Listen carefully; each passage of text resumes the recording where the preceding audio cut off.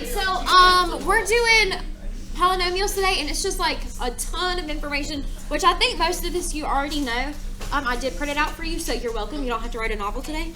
I don't want to read all this stuff to you, so I'm not going to. We know what polynomials are, yes? Great. There's a definition in case you don't. Your leading coefficient is just the number in front of your highest exponent, right? We know that. Okay. What's your degree? Your highest exponent, right? Did we talk about this already? I feel like we have. Did we? No? Okay. For some reason, I thought we already said it in this class too. So for the first section, we're going to identify that polynomial and then tell the degree. So as far as, wait, what does it say? Oh, if they're polynomials. I guess that would be a better way to say it. If it's a polynomial, we'll say that it is, and then say the degree. So for the first one, is this...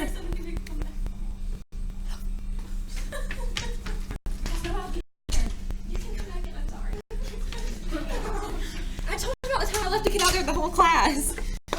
Like, literally the entire class, he was out there, and I was like, oh no. So, nobody said anything, and he just sat out there. I think he was on his phone the whole time. Anyway,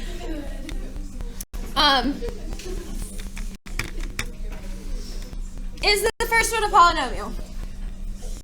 Yes, and what's the degree? What? 8. It's your highest exponent, right? What about the second one? Is that a polynomial?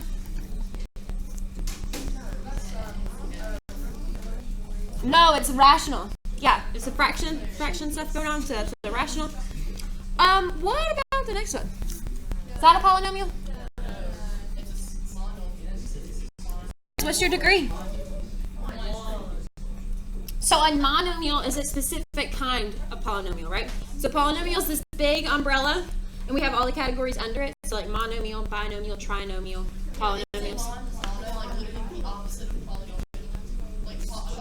Yes, but it's the category. What about this one? Is this going to be a polynomial? Yes. And what's your degree? Good. What about this one?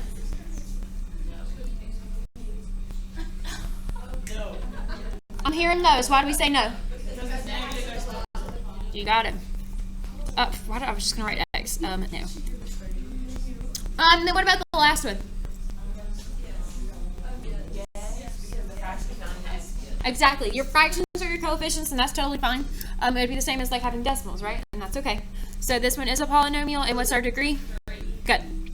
Questions? Yeah. For the second one, can the x can't be in like the numerator and the denominator? Correct. If it was just like over -1, it'd be fine.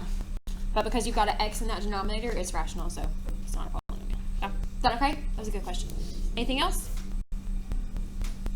All right, cool. So, you have some graphs. I don't remember what we said about the graphs. I think it's talking about continuity.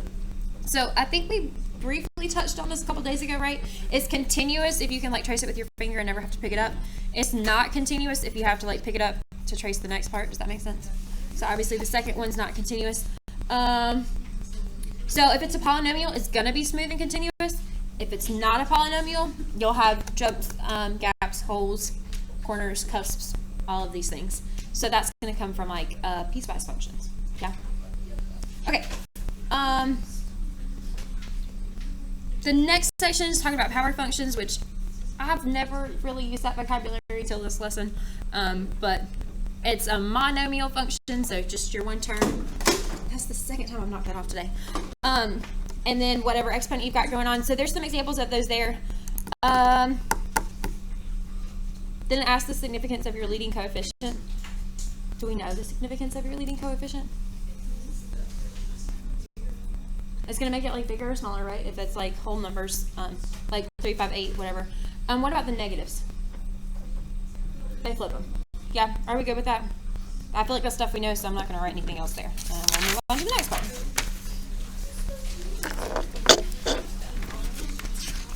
So for the next section, we're just going to sketch what these look like. So these are the ones like you should know. So if you've got y equals x, what is that graph going to look like? A line.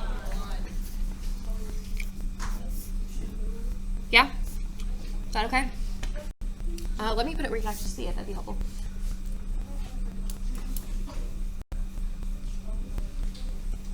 What about y squared?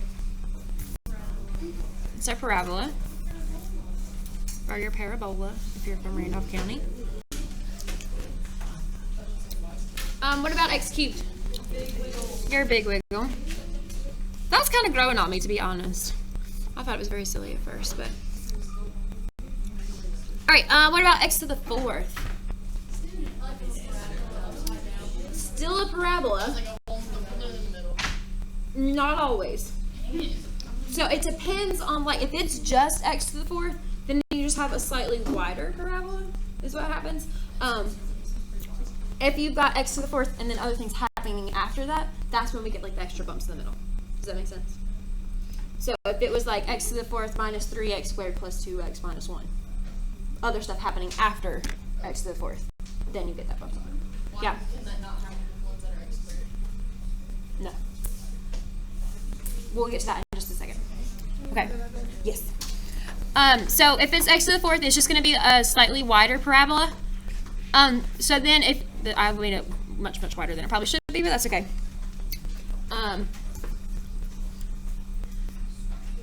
So what do you think would happen if we had like x to the sixth? Even flatter or wider or whatever you want to use there. What about x to the eighth? Even more, right? So it's just going to, the higher your exponent goes, the flatter it's just going to go out. With the even numbers, it's going to keep that parabola shape, so up, but flatten out. With odd numbers, it's going to keep your down, up shape and flatten out. Yeah? So for like x to the fifth, it's going to be flatter than our big wiggle. So flatter. But we still have the same end behavior. Is that okay?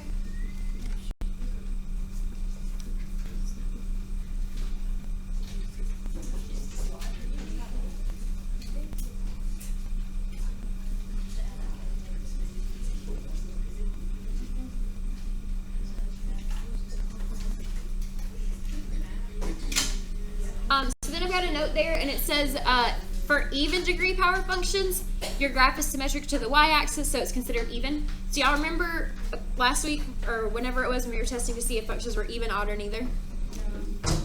If your exponent, if your degree is even, it's going to be an even function. As long as it's just like your parent function. And if your exponent is odd, then it's going to be an odd function. So that's like a cheat on that, I guess. So that's all this is saying. Then for the next part, we're going to like do the transformations on these. Yes, we need to. Yeah, you're fine. So take the transformations, sketch the graph, find the domain and range. So we've got 1 minus x to the fifth. So is that how we're used to seeing it? Can we rewrite it in a way that looks better for us? How would we write that? Okay. So I only like that because then we see that +1, and that tells us to do what? Move up 1. We've also got a negative, so what's that going to do? Reflect. Okay, so we're going to reflect or flip or F-L-E-C-T, and then we're going to go up 1. So this is x to the fifth, so we'll just take that parent function and do that. So up 1 is going to be more like here. Oops, if I hit. That okay? These are all just sketches. Definitely doesn't have to be a work of art. Clearly mine is not. You don't put like which x or y or something. I mean, you can if you want to. It just flips over the y, so we can put that reflect over y.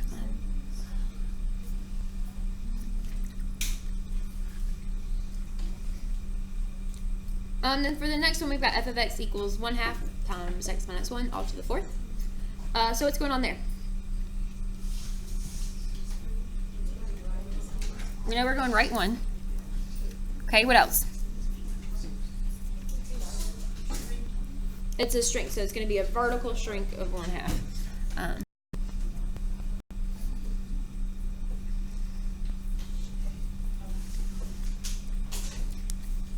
So it's going to be kind of difficult to show the vertical strength, but we can definitely get the right one.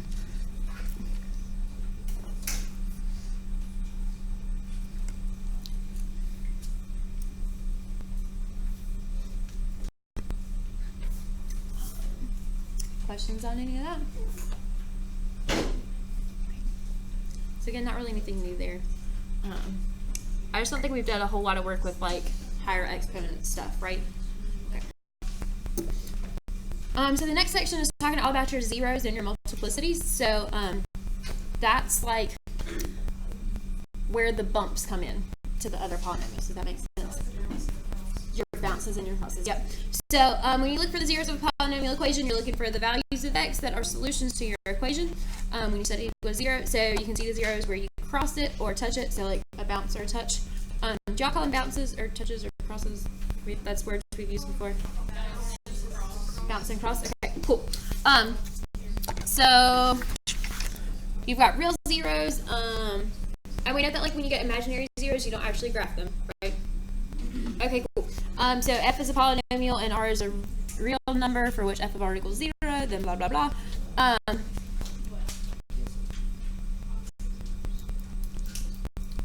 I feel like that's just like over explaining what zeros are. We know what they are, right? Okay, so let's just go on and move on. So what you may have to do is like you're given zeros and they tell you a degree, so you've got to sketch the polynomial. Have we done that before? Yeah. Okay, so we've got zeros at -3, 2, and 5. So at -3, 2, and 3, 4, 5.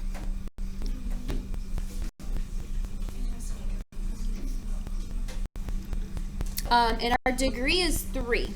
So if our degree is 3, what's our end behavior going to look like?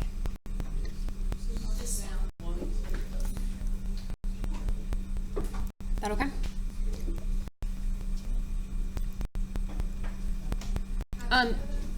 Because it's odd.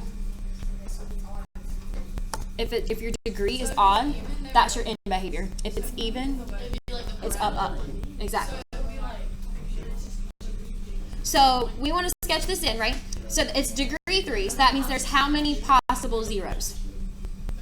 3, right? Because it goes with whatever your degree is. And we have 3. So you're just going to connect those and sketch in. So down crosses here. Am I going to hit that?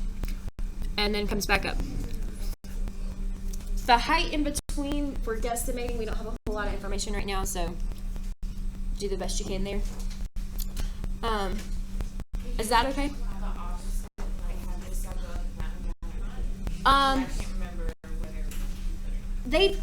They tell you when to do that. I'm pretty sure they'll say like the leading coefficient is negative. So since they didn't tell us for this one, we'll have it stay standard. Does that make sense? So unless they tell you otherwise, just assume that it doesn't have a negative up front. Is that okay? All right. So could we write the factors based on the zeros? So what factor would have given you a 0 of -3? Is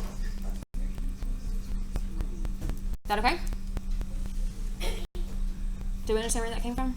Yes. Yeah, you're just like working backwards. So what factor would have given you a 0 of +2? Good. And what factor would have given you a 0 of +5? Y'all are awesome. All right. So what is the polynomial function? Oh, so that just wants you to multiply it all out. Can I just tell you what we get? Okay, cool.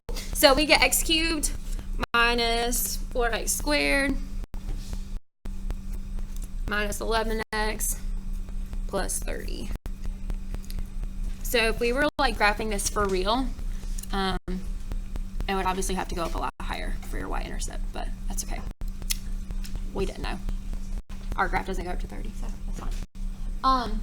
So like on your homework and stuff later, it's going to ask you to sketch them. So I'm not super concerned about the y values as long as you get the appropriate intercepts or zeros, and then your end behavior is right. Then I'm good. Does that make sense? Okay.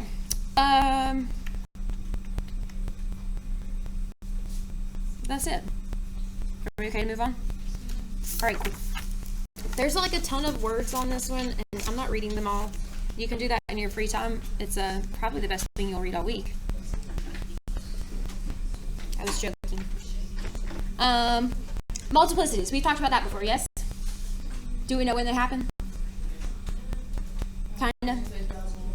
It's like, so if you had like x minus 2 all squared, then the multiplicity is 2 because you had x minus 2 twice. Do you kind of get what I'm saying? Like here, right?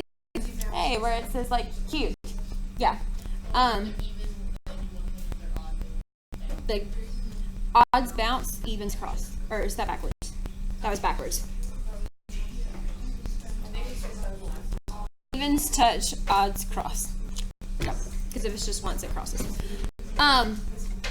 So it wants us to identify our zeros and their multiplicities. So from x to the 4th, what's our zero there? X equals 0, right? And what's the multiplicity of that one? 4. Because it's just your exponent. Oh, it's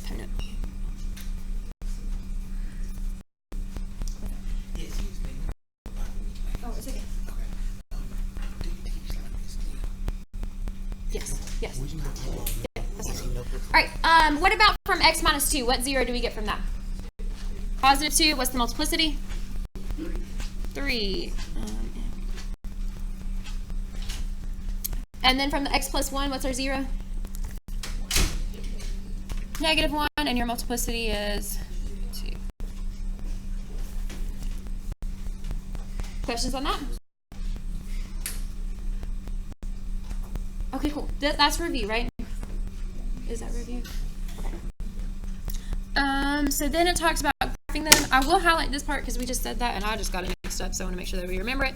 If your multiplicity is even, then it's going to touch. If your multiplicity is odd, it's going to cross, or like bounce and such, if you want to say that. Then we said this earlier, the higher the multiplicity, the flatter the graph is going to go, or like the higher your exponent of your parent function, the flatter your graph would be. So the next section might be like new information. I don't know if you've heard it before or not, but if your function has a degree of n, then the function has at most n minus 1 local extrema. So what that means is if your degree is like 4, then you could have 3 possible local extremas. So that's like these guys. Y'all see those? Those are your local extrema. Y'all remember we're talking about those? Like your relative min, max, etc. So it's just one lower than whatever your degree is. And that's like goes in hand in hand with your turning points. So that's what that's saying. Yeah. So there's an example of that written there. What else is on here? I think the rest is just kind of saying the same things over and over again. So what we're going to do on the next section, it wants to know which of the graphs could be the graph of a polynomial function. And then for those that could, we want to list the zeros and tell the least degree that it could be. Does that make sense? So like based on your turning points, what could the degree have been? So for the first one, could this be a polynomial? Why not? Because you got a gap. No, I'll say not poly.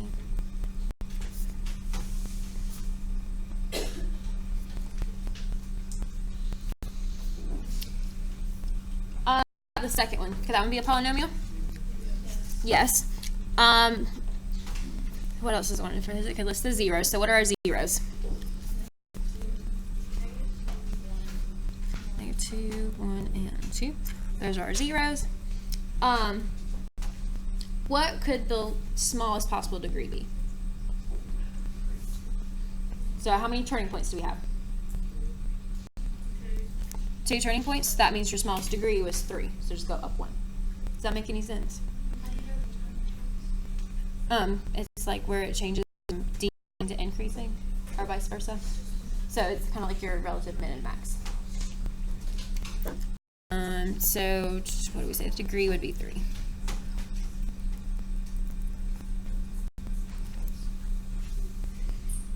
Questions there? So what about number 3? Because could that one be a polynomial? Why not? Do we know what that thing is called? It's called a cusp. That's what they call it. I don't really know why, but it's called a cusp. And if you have one of those, it's not a polynomial.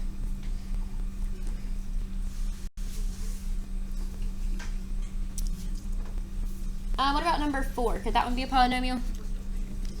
Yes. What about our degree? What could the smallest degree be? Because you have how many turning points? 3. So your degree is going to be one more than that. And then what about your zeros? 2 and 1. Questions on any of that stuff? Is most of this still review? Okay, good. All right, last thing we're talking about is end behavior. I really don't want to say a lot with that because it's just like a big paragraph. I'm not reading it. If your degree is even, we said this earlier, your end behavior is up, up, right? Unless it's got a in front. If it's odd, it's down, up. We've already talked about that. Okay, so for this next little chart, I think, so it says for polynomials with a degree greater than 1 and odd, if the leading coefficient is positive, saying that a is greater than 0, the graph of f falls to the left and rises to the right. So as x approaches positive infinity, f of x, or your y, is going to also approach positive infinity. As your x approaches negative infinity, then your y, or f of x, is going to approach negative infinity. So basically what that's saying is it's just going to look like this, which we kind of already know. It's a bad graph again, but...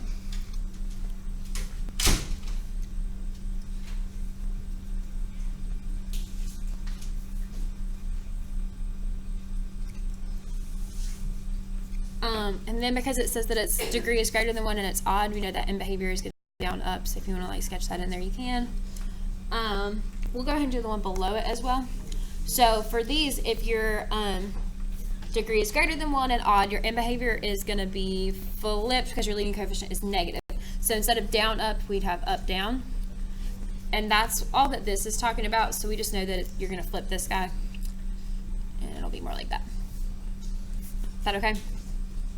So this is just, sorry, a lot of words to explain things we already know, I feel.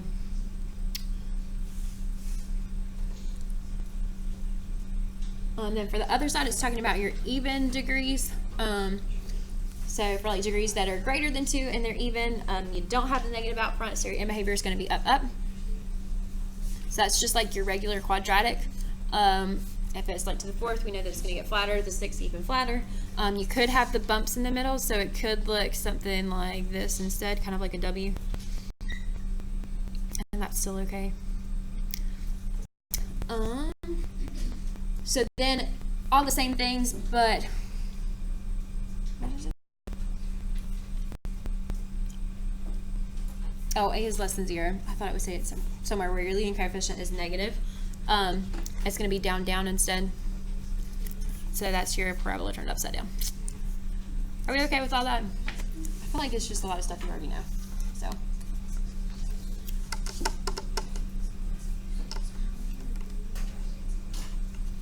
So what they want you to be able to do is to look at a function and tell them all that stuff. Does that make sense? So, have y'all done that before?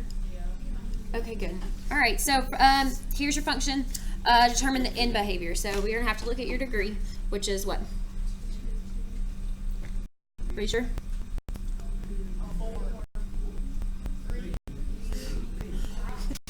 2, 3, or 4. What is it? Are we sure? Because you get 1, 2, 3, right? So your degree is 3. So that means your end behavior is going to do what?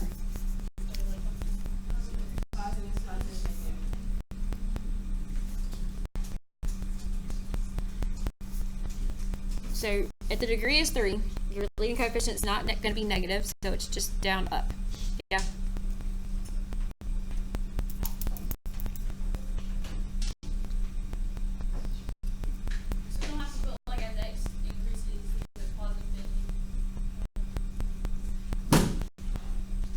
If I ever ask you for the end behavior, this is enough for me. Okay. Is that okay?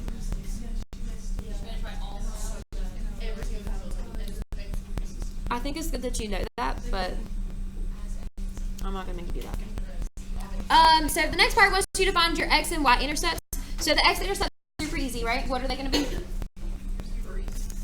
We'll get 3. And what else? Negative 1/2. How are we going to find our y-intercept?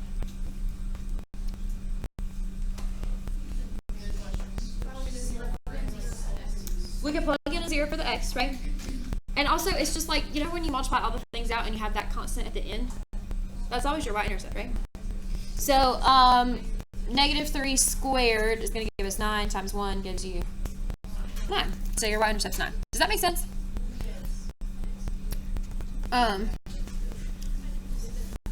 So that's how I do it. That's like the, I guess, the cheating way to do it. If you plug in 0 for your x's, you'll still get the same thing. Because that's going to be like 1 times negative 3 squared. So that's where all that came from. Any questions there? Alright, the next part was to determine the zeros of the function and their multiplicity. We basically already did that, right? So one of your zeros is x equals 3. And what's the multiplicity there? 2, because it was squared. Then our other zero was x equals negative 1/2. Right, there's just your x-intercepts. And what's the multiplicity on that one? 1. So let's use this information to determine whether the graph crosses or touches at those. So at 3, is it going to cross or touch? Bounce.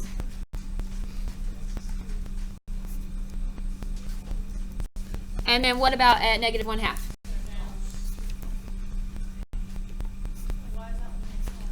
Because the multiplicity is odd, or just 1, so it's going to cross there.